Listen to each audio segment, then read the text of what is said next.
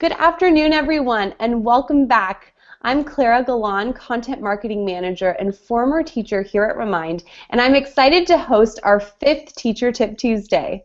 For those of you who are just tuning in, Teacher Tip Tuesday is a 5-minute professional development series in which we find educators from around the world to discuss innovative classroom practices and strategies, and share their ideas with the Global Professional Learning Network. Today I'm very excited to be joined by Alissa Smith, who's a 3rd grade teacher at Hoosier Academy Virtual School. So hi Alissa, thanks so much for joining us tonight, especially on last minute's notice. No problem at all. Thank you for having me. So, tell us a little bit more about yourself, your school, and your classroom. How long have you been a teacher at Hoosier Academy Virtual School?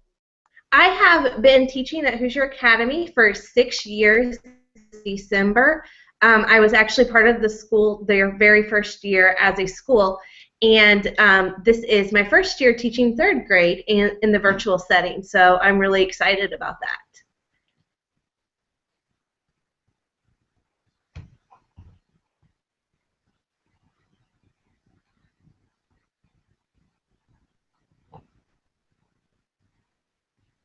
Awesome. Wow, that must have been so amazing to be there from when the school first started. Have you seen it grow a lot since the very beginning? Absolutely. We were actually the virtual charter school, the pilot school for the state of Indiana. So we had a lot to do with writing the laws for virtual education and really navigating how that would look in the elementary setting. Interesting. So tell me, what's one innovative classroom practice or strategy that you've been implementing with your students lately? One thing that we have been doing is ILPs, individualized learning plans, and I know that's very common in high school. I've not seen it done as much with elementary schools, but it's a great way to get students, parents, and teachers all on board with the same big goals for each student throughout the year. And it's kind of like my little worksheet and workspace for each student in my class. Wonderful. And how are you communicating with those parents and students and sharing those bigger goals to get everybody on board? We share the individualized learning plan. We message that out to families. We communicate often through our inside email system. It's called K-Mail with Parents. I have a class webpage, and then I use Remind 101 actually a lot to remind families because they're working with me at home to help educate the kids. So sometimes I just have to send reminders, hey, this session's today, or we're starting to do this, and it's a great way to just keep everybody on the same page. Awesome. And I think I've heard from many teachers that it's really effective when you're able to reach parents, where they are on their mobile devices.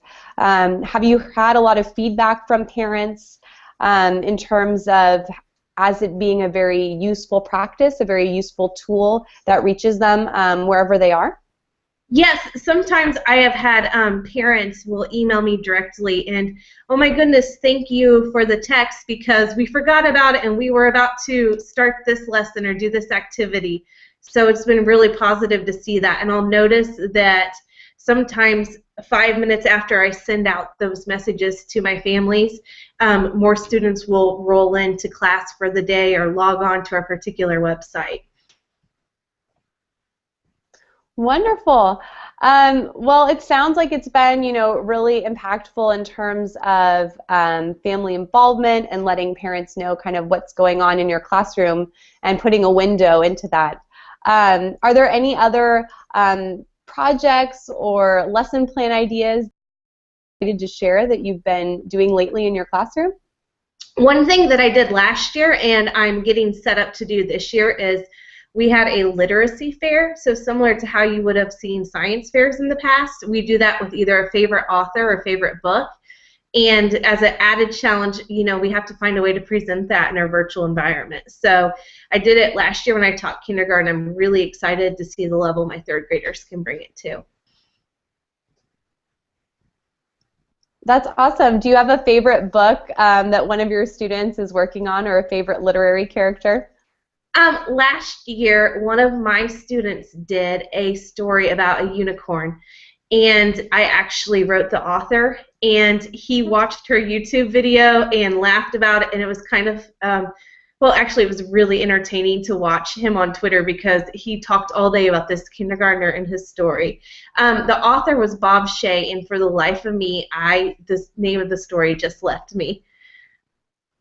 That's awesome, and I know Twitter is such a powerful connector to be able to connect students to, authors that they wouldn't otherwise be able to reach. So I love that your student was able to kind of see that power and see how he or she could be a positive digital citizen at such a young age. So that's an awesome story. Thanks for sharing. Absolutely. So it looks like we're running out of time, super short, but Alissa, I wanted to thank you again so much for joining us tonight. I know you're really busy and have a lot going on as a teacher, so I wanted to get a chance of those who were tuning in, how can they get in touch with you via Twitter if they have any more questions? My handle is actually Cappy's Corner. That's Cappies. That's actually my dog. If you hear him pitter-pattering through the kitchen, he barks a lot in the background of my lessons. Very nice. Awesome. So I wanted to thank all of you again for tuning in tonight, and thank you again to Alissa. If you have any questions about this interview, you can always tweet at us. We're at RemindHQ, or we're on Facebook at facebook.com/RemindHQ, and be sure to include the hashtag #TeachTues. So that's TeachTues. And if you'd like to be interviewed or have your class featured, be sure to get in touch. We do this interview every Tuesday for 5-minute professional development at 4:00 p.m. PST. So I'm Clara Galan. I'm on Twitter at Miss Clara Galan. And be sure to tune in next week for some great teacher tips. All right, good night, everyone.